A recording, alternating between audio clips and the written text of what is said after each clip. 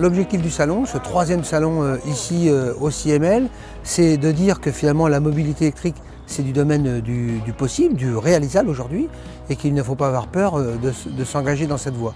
Donc c'est vraiment passer en termes de communication via le grand public pour dire que voilà, il faut venir et il faut faire le pas d'une voiture toute électrique. J'ai fait le déplacement parce que j'ai besoin de changer ma voiture.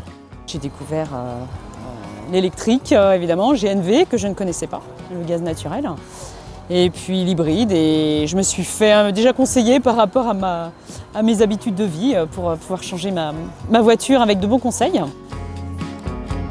Les questions les plus souvent revenues sont souvent basées sur l'autonomie, d'autant plus pour quelqu'un qui fait des petits trajets, et c'est environ 80% de l'utilisation de beaucoup. C'est beaucoup de trajets inférieurs à 40 km jour. Donc finalement, l'électrique est un bon moyen de mobilité pour la majorité des personnes.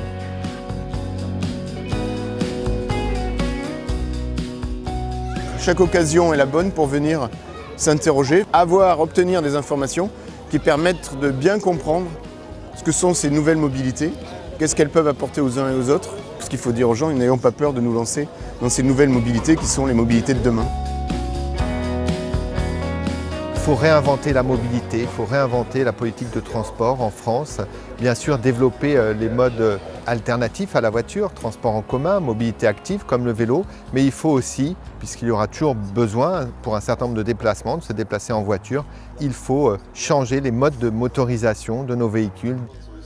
La voiture électrique en Anjou, ça devient vraiment une réalité. C'est vrai que nous, le CML, on a été un peu précurseurs en se disant qu'on va poser 186 bornes de voitures électriques. Et là, nous terminons la pose de 10 bornes rapides.